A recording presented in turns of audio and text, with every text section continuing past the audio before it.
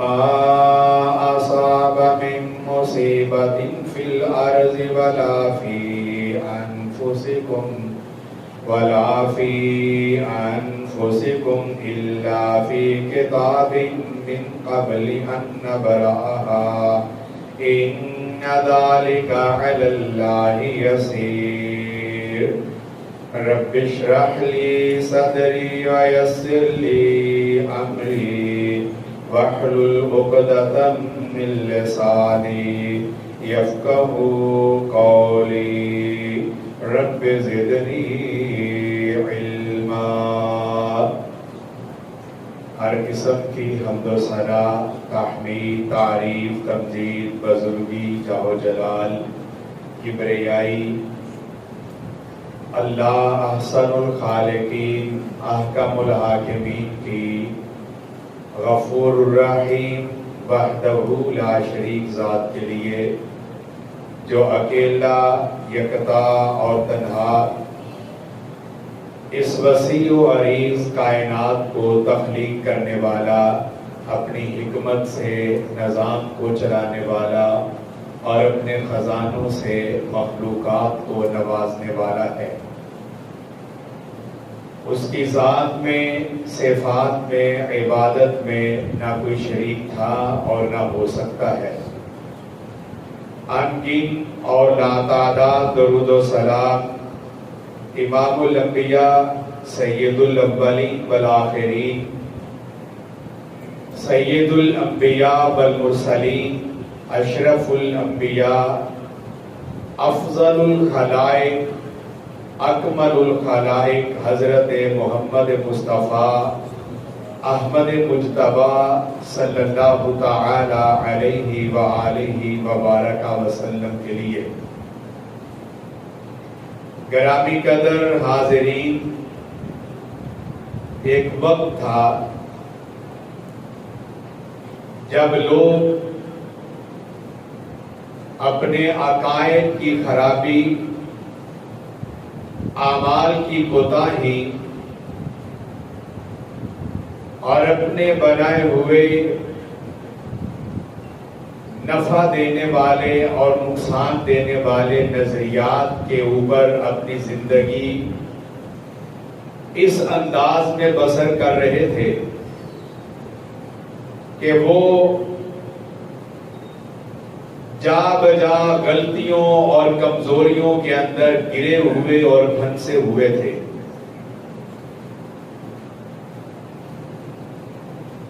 ایسے ماحول میں رب العالمین نے اپنے دین اسلام کی تعلیمات کو نازل کیا اور اپنے حبیب سراج منیر پیغمبر کو کائنات میں لوگوں کی اصلاح اور رہنمائی کے لیے مبعوث فرمایا۔ حضرت امام کائنات صلی اللہ علیہ وسلم نے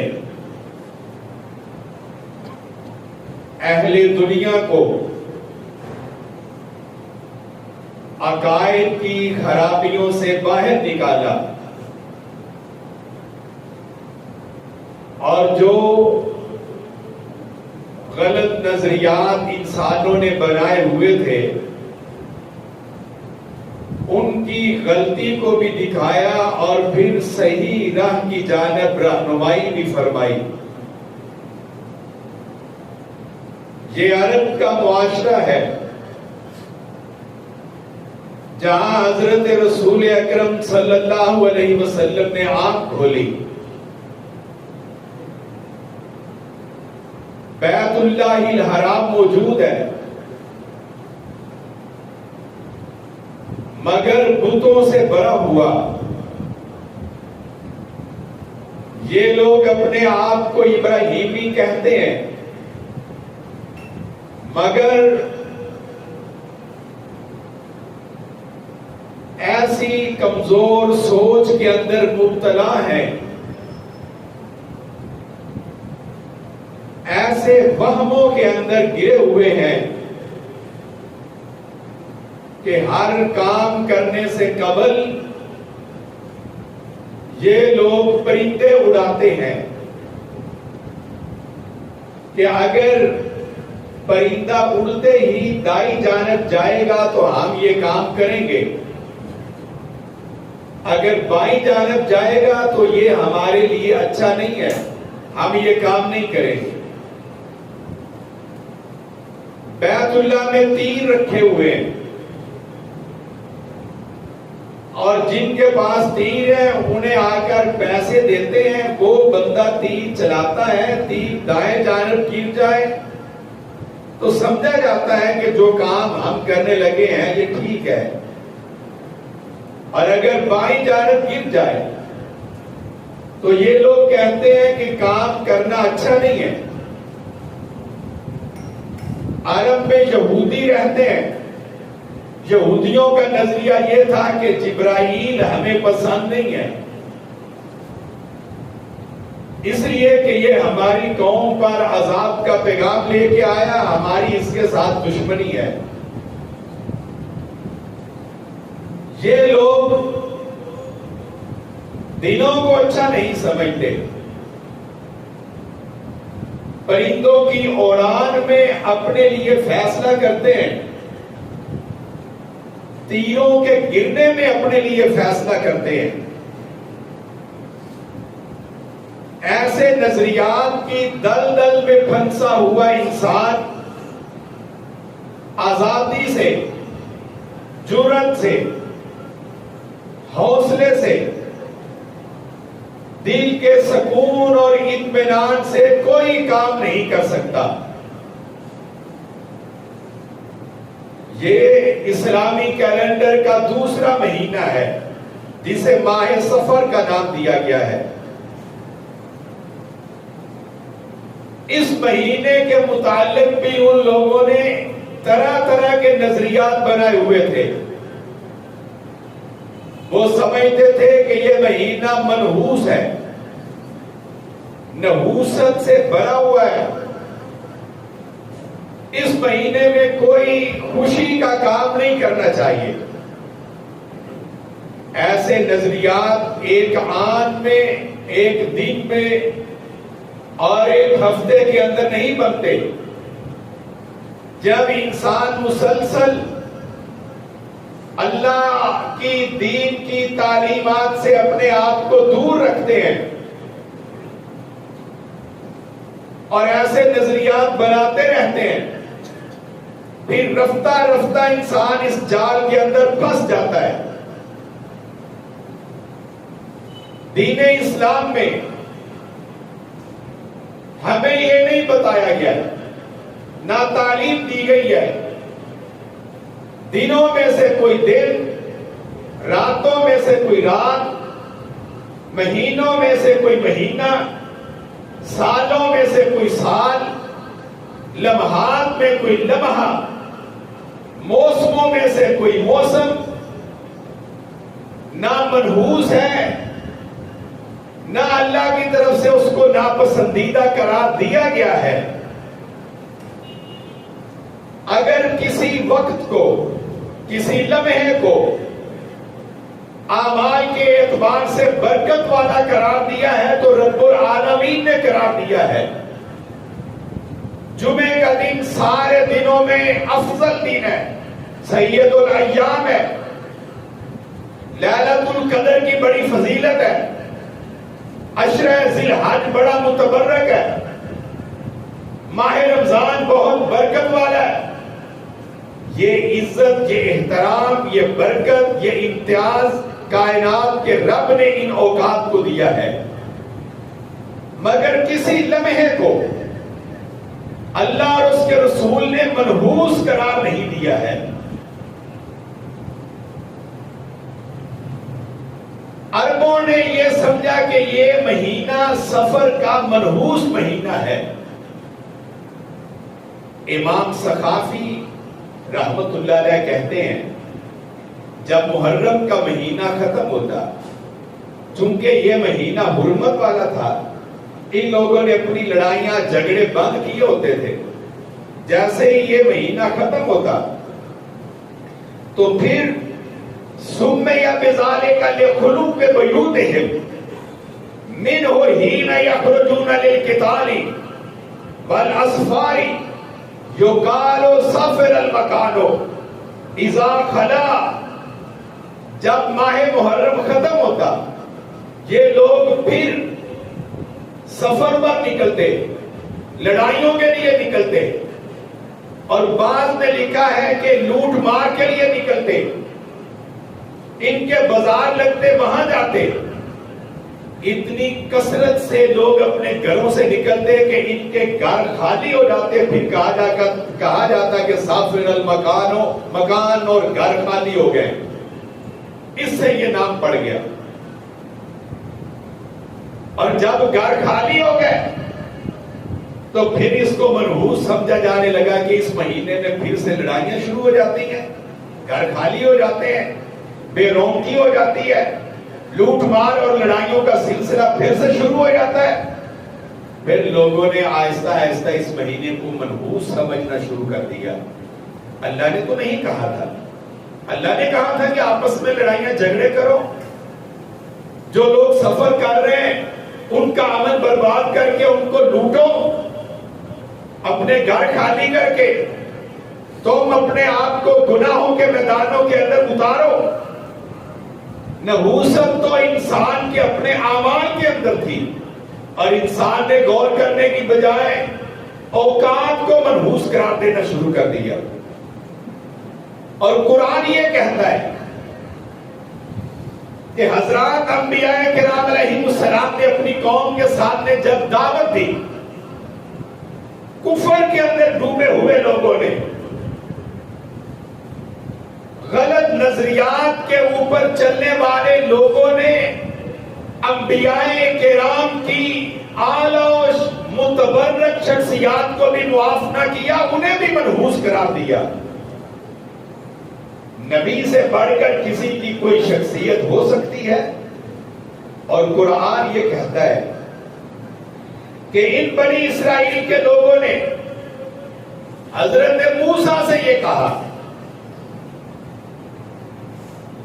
کہ جب ہمیں کوئی اچھی چیز ملتی ہے تو وہ ہماری محنت ہے، ہماری کوشش ہے، اور جب کوئی بری چیز ہمیں ملتی ہے تو تم بڑے منحوس ہو، تمہاری پھیلائی ہوئی نحوست سے معاذ اللہ ہمیں یہ تکلیفیں پہنچتی ہیں. اللہ نے حضرت صالح علیہ السلام کا تذکرہ کیا ہے کہ ان کی قوم بھی ان سے یہی کہا کرتی تھی کہ حضرت صالح سے کہ تم بڑے منحوس ہو. معاذ اللہ، یہ لفظ بولنا نہیں چاہتا مگر بات سمجھانے کے لیے. تمہاری وجہ سے ہمیں تکلیف پہنچتی ہے، بیماریاں پہنچتی ہیں، مصیبتیں آتی ہیں. سورہ یاسین میں بھی اللہ نے کہا کہ اِنَّا تَطَيَّرْنَا بِكُمْ لَئِن لَّمْ تَنْتَهُوا لَنَرْجُمَنَّكُمْ وَلَيَمَسَّنَّكُمْ مِنَّا عَذَابٌ أَلِيمٌ. ہم تمہیں نحوست والا سمجھتے ہیں تمہاری وجہ سے، اور جب کہ نبی کے ہوتے ہوئے اس سے بڑھ کر کوئی ذات خیر اور برکت والی ہو سکتی. اللہ نے اپنے نبی کو بھی یہ کہا ہے جب تک آپ موجود ہیں کوئی عذاب ان پر نازل ہو سکتا.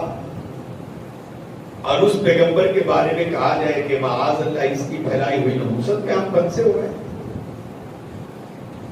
یہ اہل کفر کی باتیں تھی. عربوں نے اس مہینے کو یہ سمجھا، اور پھر دنوں میں بدھ کے دن کو یہ سمجھا گیا کہ بدھ کا دن اچھا نہیں ہے. یہ باتیں آپ جانتے ہیں کہ اگر سفر شروع کرنے لگو اور کالی بلی نظر آ جائے تو پھر سفر نہیں کرنا چاہیے. اگر تیاری کرتے ہوئے ہاتھ سے شیشہ گر کر ٹوٹ جائے تو تیاری روک دینی چاہیے، یہ نحوست آنے والی ہے.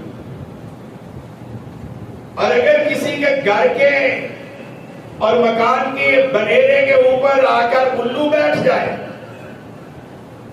تو وہاں نحوست اور ویرانی پیدا ہو جاتی ہے، خیر اور برکت کا سلسلہ ختم ہو جاتا ہے. اور اگر کوا آ کر بولنا شروع کر دے تو پھر وہاں کوئی مہمان آنے والا ہوتا ہے.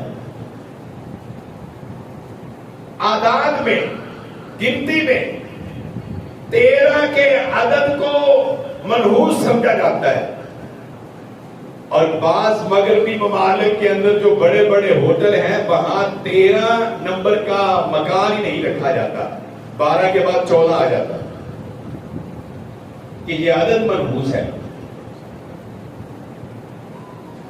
یاد رکھیے ایسی کوئی تعلیم اور تبلیغ ہمیں اللہ اور اس کے رسول نے قرآن اور حدیث مبارکہ کے اندر نہیں دی ہے.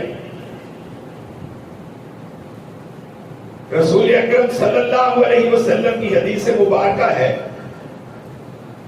لا عدوى ولا طیر ولا سفر ولا حام. 4 الفاظ ہیں. عقیدہ کیا ہے؟ انسان کا عقیدہ کیسا ہونا چاہیے؟ توکل کسے کہتے ہیں؟ رب العالمین کی ذات مقدس پر انسان کا اعتماد اور بھروسہ کتنا ہونا چاہیے؟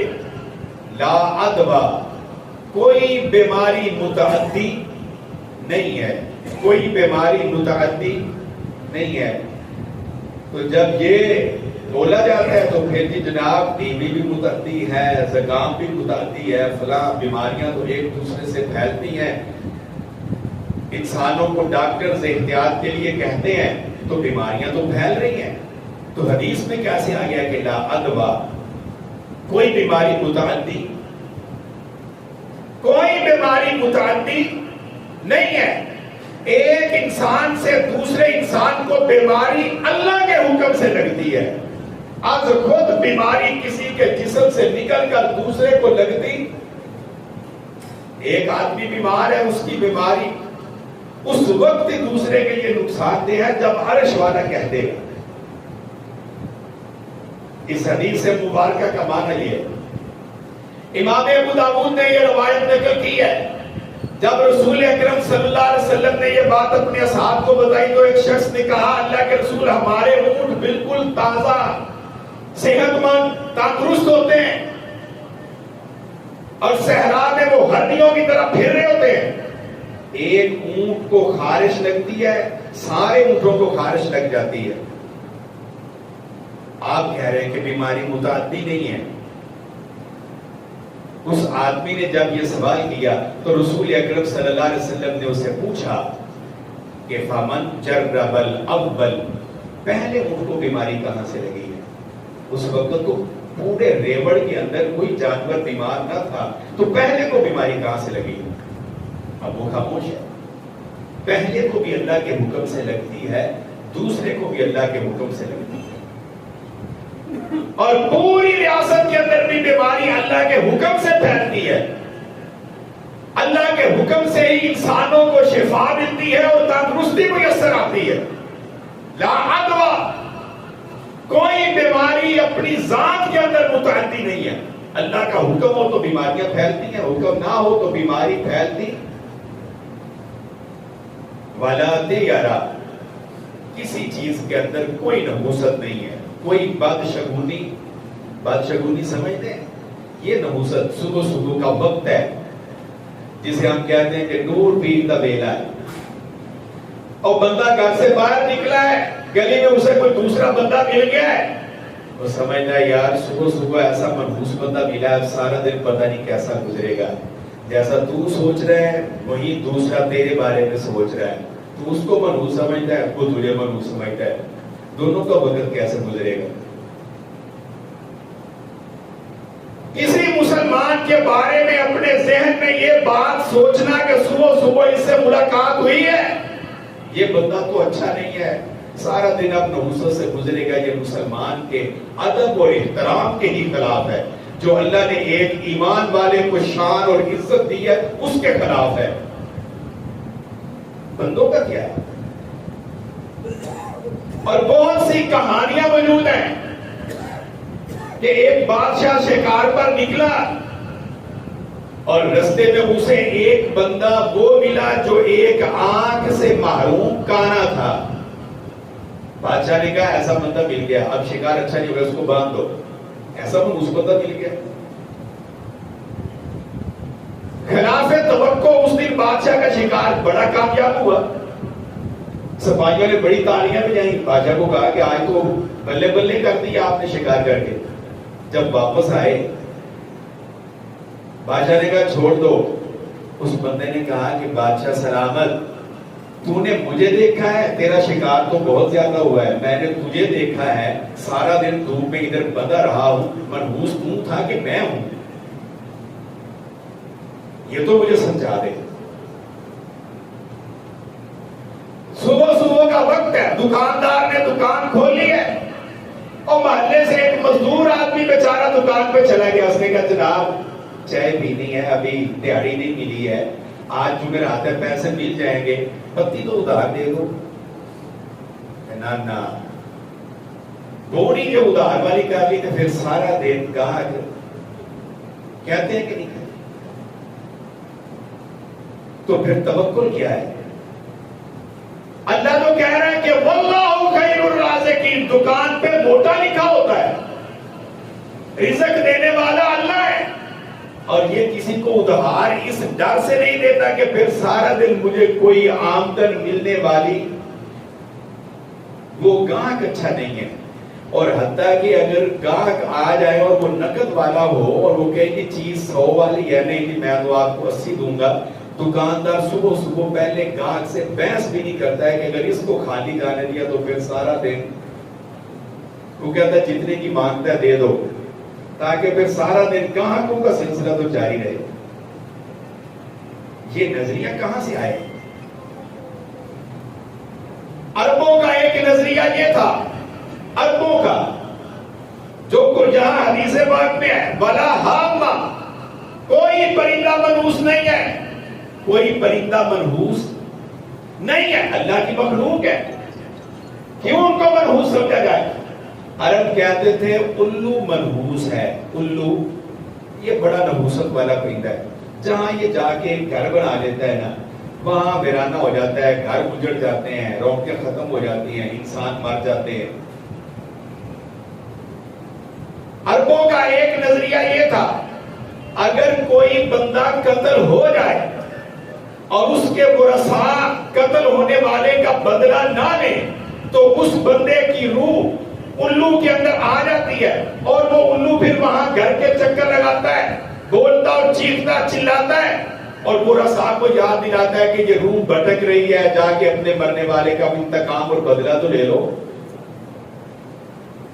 اور یہ روحوں کے واپس آنے کا نظریہ زمانہ جاہلیت کا ہے. اب کوئی روح اسلام نے ہمیں نہیں سکھایا ہے کہ مرنے کے بعد دوبارہ واپس. اور یہ تعجب کی بات ہے، ہمارے ہاں بھی الو کو منحوس سمجھا جاتا ہے، ایسا ہی ہے، اور اسے پسند نہیں کیا جاتا ہے. جاپانی قوم الو کو باعث خیر سمجھتی ہے، جاپان کے رہنے والے الو کو باعث خیر سمجھتے ہیں، خوشی کا پرندہ سمجھتے ہیں. اور ہندوؤں کی جو دیوی لکشمی ہے، لکشمی وہ جس سواری کے اوپر بیٹھتی ہے وہ الو ہے. اور ہندوؤں کے جو بڑے بڑے رہنما ہیں انہوں نے بڑا سوچ بچار کر کے لکشمی کی سواری اس کو بنایا ہوا ہے. پوری دنیا کے اندر سب سے ذہین پرندہ الو کو سمجھا جاتا ہے پرندوں کے اندر، اور ہمارے ہاں اس کو نحوست کا مارا ہوا سمجھا جاتا ہے. ایک شخص نے کہا کہ اگر کوئی بچہ بڑے سر والا ہو، جوان ہو کے بچہ بڑا ہو گیا ہے، اس کی آنکھیں موٹی ہوں تو سمجھا جاتا ہے کہ سر سرداراں دے بڑے ہوندے ہیں تے آنکھ موٹی حسن کی علامت سمجھی جاتی ہے. الو کا تو سر بھی موٹا ہے، آنکھیں بھی موٹی موٹی ہیں، سر بڑا ہے، اس کو نہ حسن کی علامت کیوں سمجھا ہوا ہے؟ ولا حامہ، کوئی پرندہ نہ برکت والا ہے اور نہ نحوست والا ہے. کسی پرندے کی وجہ سے نہ خیر ہے اور نہ شر ہے. حضرت اکرمہ رحمت اللہ علیہ تابعی ہے، وہ کہتے ہیں کہ ہم حضرت عبداللہ ابن عباس رضی اللہ تعالی عنہما کے پاس بیٹھے ہوئے، ایک پرندہ اڑتا ہوا جا رہا ہے اور بول رہا ہے لوگوں نے کہا کہ خیر ہو، یہ پرندہ تو خیر والا ہے۔ حضرت عبداللہ ابن عباس جو مفسر قرآن ہے وہ کہنے لگے کہ پرندوں کے اندر نہ خیر ہے اور نہ شر ہے، ایسی کوئی بات نہیں۔ حضرت علی المرتضی رضی اللہ تعالی عنہ جب لڑائی کے لیے نکلے کہ خارجیوں کے ساتھ لڑنا ہے، ایک شخص ان کے پاس آیا، آگے کہنے لگا کہ آج چاند عقرب کے اندر ہے، نکلنا اچھا نہیں ہے، اس لڑائی کا نتیجہ اچھا نہیں ہوگا، آپ سفر نہ کریں۔ اور جس نے رسول اللہ سے تربیت لی ہوئی ہو وہ اس طرح کی کمزور اور گھٹیا باتوں کے اوپر نہ کان کرتا ہے اور نہ عمل کرتا ہے۔ حضرت علی نے کہا کہ میرا اعتماد عرش والے کے اوپر، میں اسی کے نام پہ نکلتا ہوں، اور اب تیرے نظریے کی تردید کے لیے لڑنا اور نکلنا ضروری ہے۔ حضرت علی نے وہ سفر کیا، خارجیوں کے ساتھ لڑے، خارجیوں کو قتل کیا، اس جنگ میں ان کو فتح ملی اور وہ واپس آئے۔ حضرت عمر بن عبدالعزیز رحمت اللہ علیہ مدینہ منورہ کے لیے نکلنے لگے۔ ایک شخص نے آگے کہا کہ آج سفر کرنے کے لیے دن اچھا نہیں ہے، آج چاند عقرب پہ چمک رہا ہے، سفر نہ کریں۔ حضرت عمر بن عبدالعزیز نے بہت خوبصورت انہیں جواب دیا اور کہا کہ ہم اپنا سفر بھی اللہ کے نام سے کرتے ہیں اور واپسی بھی اللہ کے نام سے کرتے ہیں، میرا توکل اور اعتماد بھی عرش والے کے اوپر ہے، پرندوں کے اوپر، تیروں کے اوپر، اعداد کے اوپر، دنوں کے اوپر نہیں ہے۔ اور اگر انسان ان چیزوں کا اپنے آپ کو پابند کر لے تو پھر کامیابی کے ساتھ کوئی قدم اٹھا سکتا۔ ولا سفر، چوتھا لفظ جو حدیث پاک میں ہے، اس سفر کا مہینہ منحوس نہیں ہے، جی شادی نہیں کرنی ہے۔ آج بھی ایسے لوگ ہیں جو شادیاں نہیں کرتے ہیں، کسی گھر میں بیٹی پیدا ہو جائے تو گھر کے باہر دو درخت ہوں تو اس کی شاخوں کو آپس میں باندھ دیتے ہیں کہ بیٹی پیدا ہو گئی ہے، شاخیں باندھنے سے پھر اللہ اولاد دینے کا سلسلہ بند کر دیتا ہے۔ عربوں کے اندر یہ بھی تھا کہ اس مہینے کے اندر جانور بیمار ہو جاتے تھے، جیسے یہ مہینہ ہے بارشیں ہو رہی ہیں، اس موسم میں عموماً ہیضے کی بیماری پھیلتی ہے، تو کیا پھر اس کو منحوس سمجھنے لگتے ہیں؟ رسول اکرم صلی اللہ علیہ وسلم نے کہا کہ لا سفر، سفر کا مہینہ منحوس نہیں ہے، اور پھر لوگوں نے اس مہینے کی نحوست کو ثابت کرنے کے لیے احادیث از خود بنا لی، حدیثیں خود بنا لی، اور یہ بھی نہ سمجھا کہ رسول اکرم صلی اللہ علیہ وسلم نے فرمایا کہ جس نے میری ذات کے بارے میں جھوٹ بولا وہ جہنم میں اپنا ٹھکانہ جا کے خود تلاش کرے۔ ایک حدیث یہ بنا لی۔ آج کل چونکہ سوشل میڈیا کا دور ہے، وہ فیس بک پہ پوسٹیں آتی ہیں اور دھڑا دھڑ بغیر کسی سوچ بچار اور تحقیق کے وہ آگے شیئر کر دی جاتی ہیں۔ وہ حدیث یوں لکھی ہوئی ہے کہ من بشرنی بخروج سفر بشرتہ بالجنہ، جس نے مجھے خوشخبری دی کہ سفر کا مہینہ ختم ہو گیا ہے، میں اس کو جنت کی خوشخبری دیتا ہوں۔ محدثین نے لکھا ہے یہ حدیث کا وجود ہی نہیں ہے، من گڑت حدیث ہے۔ اور ایک حدیث مبارکہ، ایک حدیث یہ بنائی گئی کہ پورے سال کے اندر، سال کے 365 دنوں میں 9,20,000 مصیبتیں اور بلائیں آسمان سے زمین پر اترتی ہیں ایک سال میں، اور اس میں 8 لاکھ سے اوپر مصیبتیں صرف سفر کے مہینے میں اترتی ہیں۔ یہ بھی حدیث بنا دی، ایسی کوئی حدیث رسول اللہ کی موجود۔ اور ایک حدیث یہ بنا دی کہ 3 لاکھ اور غالباً 40,000 مصیبتیں اس مہینے کے اندر اترتی ہیں۔ پھر ان سے بچنے کے لیے لوگوں نے نمازیں بنا لی کہ آخری بدھ جب اس مہینے کا آئے تو کھانا شانا بھی پکایا جائے اور اس کو بانٹا جائے، اور رات کو 4 نفل پڑھے جائیں، سورۃ فاتحہ پڑھنے کے بعد سورۃ الکوثر 70 بار پڑھی جائے، ہر رکعت کے اندر ایسے پڑھی جائے، پھر اور سورتیں بھی پڑھی جائیں، پھر دعائیں بھی لکھی ہوئی ہیں. تو آج کل تو چونکہ لوگوں کے پاس ایسا وقت نہیں ہے، لیکن چیزیں بانٹنے والا وقت موجود ہے. رسول اکرم صلی اللہ علیہ وسلم سے کوئی ایسی حدیث نہیں ہے کہ یہ مہینہ اللہ معاف کرے کہ نحوست والا ہے، شادی نہیں کرنی ہے، نئی شادی ہو جائے تو میاں بیوی کو الگ رکھا جاتا ہے. بیوی جو لڑکی والے ہیں وہ اسے لے کے لے جاتے ہیں کہ یہ تو نحوست والا مہینہ ہے. لا عدوى ولا دیارا ولا سفرا ولا حاما، کوئی بیماری متعدی نہیں ہے، کوئی پرندہ منحوس نہیں ہے، کوئی انسان نحوست والا نہیں ہے. کسی انسان کے بارے میں یہ نہ سوچا کریں. اور تعجب ہے، دنوں میں سے دن کو منحوس سمجھا جائے، پرندوں کو سمجھا جائے، اوقات کو سمجھا جائے، اور انسان اپنے اوپر غور نہیں کرتا ہے. وہ شخص جو یہ کرتا ہے، جو شراب پی رہا ہے، وہ نہیں سمجھتا ہے کہ جو کام کر رہا ہوں وہ نحوست والا ہے. رزق کما رہا ہے، رزق کمانے کا سارا انداز حرام والا ہے، وہ حرام کمائی کو منحوس نہیں سمجھتا. اور انسان نے حقوق اور عبادت میں کوتاہی کر کے حق مارے ہوئے، وہ حق ادا کرنے کی بجائے حق مارنے کو منحوس نہیں سمجھتا. نماز فجر کا وقت ہے، سب سے زیادہ خیر اور برکت والا، وہ نہیں جاگتا، نہیں بستر کو چھوڑتا اور مسجد میں جا کے رب کے بندگی کے لیے اپنے آپ کو کھڑا کرتا. وہ نماز چھوڑنے کو منحوس نہیں سمجھتا. قرآن خیر اور برکت والی کتاب ہے، نہ وہ اس کو تلاوت کرے اور نہ پڑھے، وہ قرآن سے دوری کو اپنے لیے نحوست نہیں سمجھتا. اور یارو اگر جھوٹ بولے جائے، غیبتیں کی جائے، چغلیاں کھائی جائیں، حرام کمایا کھایا اور بانٹا جائے، اولاد کی تربیت میں کمی کی جائے، مسالت کو ویران کیا جائے، بیٹیوں کے حقوق مارے جائے، پڑوسیوں کو تنگ کیا جائے، امت مسلمہ کے درد کو اپنا درد نہ سمجھا جائے، نمازوں کو چھوڑ دیا جائے، تو نحوست صرف الو میں رہ جاتی ہے اور بدھ کے دن میں رہتی ہے. اور تم اپنے اعمال کے اوپر غور کر، اپنے کردار کی جانچ پڑتال کر.